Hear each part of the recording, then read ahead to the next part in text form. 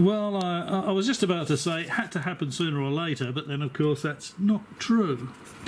I've never seen anything on the LMH channel that I've thought personally was credible.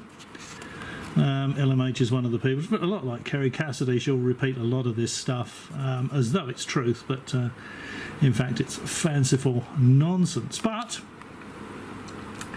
this, I finally get to say, I saw something on the Linda Moulton Howe channel that I actually believe.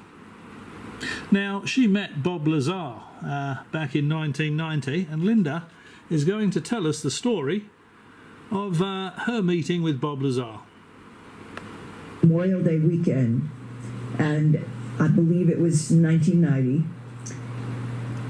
And here is the moment of talking with Bob Lazar that is indelible in my mind.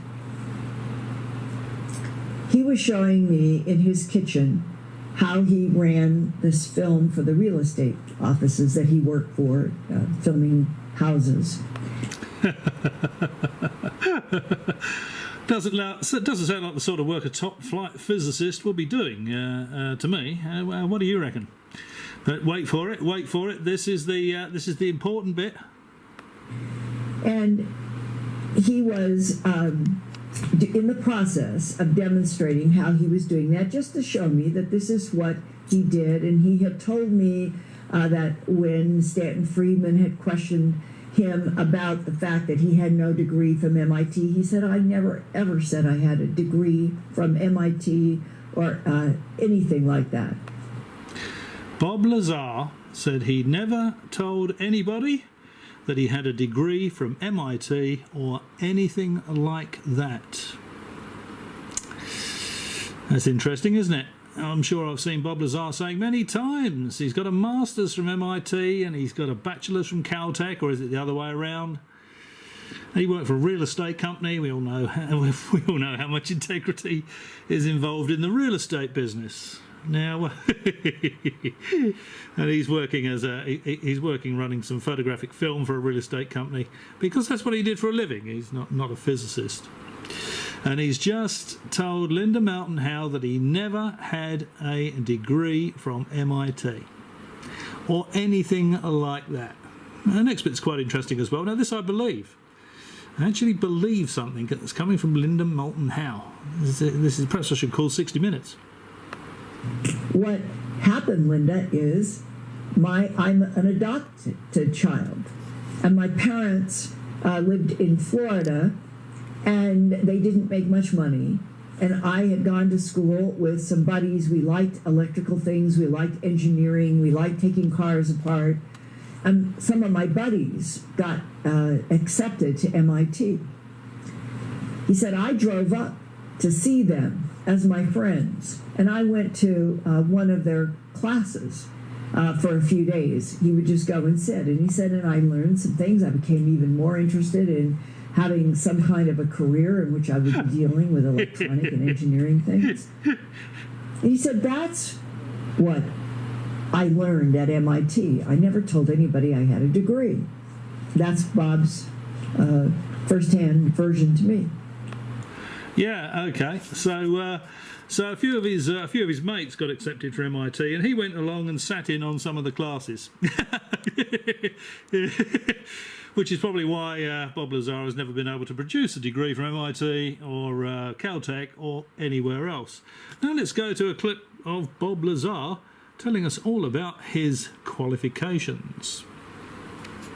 Here's Stan Friedman, who's looked into Lazar's background, and he can find no evidence of Lazar attending MIT or Caltech.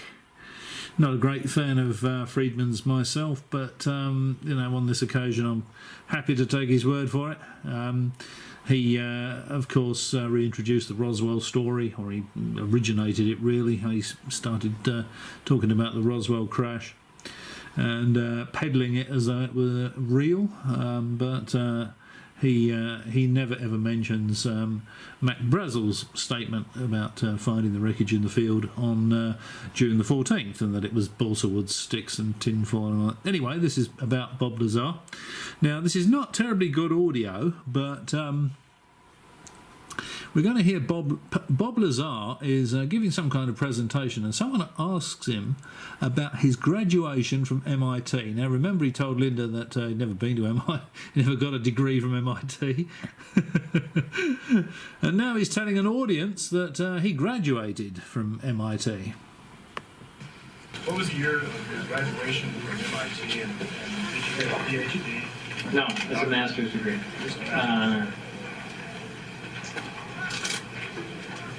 What was the year of graduation? Probably... No, I didn't get a PhD. It was a master's degree from MIT. He graduated from MIT. Was it a PhD? No, it was a master's degree. And he said, and the fellow said, when was it? And he's going, oh yeah, let me see now. And he's thinking, oh no, they're going to be able to check this, aren't they? Someone's going to check it. Probably 82, because I think I left there. You went to Los Alamos? I went to Los Alamos. Probably 82. And Stanton Friedman said, you know, nobody that gets a master's degree from MIT forgets when they were presented it. So anyway, so there's Bob Lazar saying that he got a master's degree from MIT.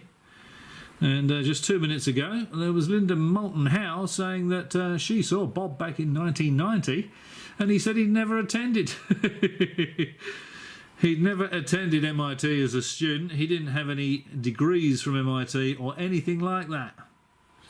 No university degrees or anything like that. So, yeah, it's just, unfortunately, it's, you know, I'd really like there to be something to this, you know, but there's just absolutely no substance to it at all. All this UFO alien visitation stuff, almost every single person, if not every single person involved with it, certainly on the UFO presentation, talk circuit, YouTube, documentaries, has zero integrity. It's just a lot of made up crap. And it's a great shame, because what that actually does is it clouds any real investigation into the subject. You've got so many people spruiking these bloody idiots that stand up and say they've worked on flying saucers and they've got a degree from MIT, and, you know, all these crazy claims you hear from people, and people will just support them. They'll just take their word for it and support them. And yeah, I think it's a great shame, really, because if that didn't happen, all these people would disappear in the woodwork. And disappear into the woodwork, and what you'd be left with is somebody looking seriously at the subject, or some people that are seriously looking at the subject. You know, they don't want this micro fame. They don't want to present and go on the talk circuit and talk about this stuff. Bob Lazar says, "Oh yeah, why would I do this? You know, I'm not making tons of money out of it." But how many documentaries are there about Bob Lazar? How many presentations has he done? You know, George Knapp's only in the UFO business because he realised that there was so much interest in it. He jumped on the bandwagon, and he's done very nicely out of it. And now I think I might actually find another clip. George Knapp is saying, "Oh well, you know, yeah, it seems he wasn't qualified after all." But then, you know, Edward Snowden wasn't qualified either. Yeah, but an awful... Yeah, but the government, the American government was chasing after Snowden. They were trying to extradite him from Russia, weren't they? And his background can be checked. None of that is true with Lazar. No comparison to be drawn. But it's interesting that Knapp is now saying, oh, well, you know, so what if Bob Lazar didn't have these qualifications he claimed? Which is an interesting take, really, isn't it? So what if he didn't have the qualifications he claimed? Well, it sort of suggests that if he's lying through his teeth about his qualifications, he's lying through his teeth about everything else, isn't he, George? But it's not in your interest to say that. And I suspect that Bob Lazar has actually said to George Knapp, you know, it's all rubbish. I haven't got any of these qualifications. We've come so far down the track that we can't really say anything else. And because people are starting to sort of have a bit of a serious look at Bob Lazar, George Knapp doesn't have a choice but to stand up and say, OK, well, it looks like he doesn't actually have these qualifications, but so what, you know, so what?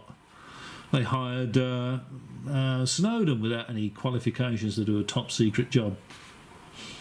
Yeah, but I don't think Snowden was sort of reverse engineering alien spacecraft, was he? And again, Snowden's background is provable.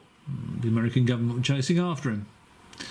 The American government would be chasing after Lazar if there was anything to this story. And of course, Lazar's background is completely uncheckable.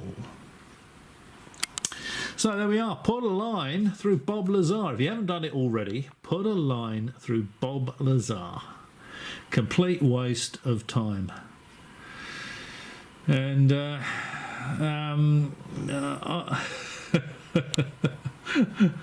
was just about to say everything he has to say is absolute rubbish. But then I thought better of it. Obviously I didn't, but there we go. So yes, everything he says about UFOs, ETs, gravitational propulsion, and everything else, or the greys, they weigh about 50 pounds, and yeah, unfortunately it is. It's just absolute rubbish. Anyway, it wouldn't be a Steve mumbling video if I didn't say that, would it, really? I have to say it's absolute rubbish at least once. And I just had to squeak a couple in. And as always, thank you for watching. And if this video doesn't actually run on to show a little clip of George Knapp saying, "So what if he hasn't got the qualifications?" then I'll thank you for watching, congratulate you on getting this far into the video, and perhaps I'll catch you again.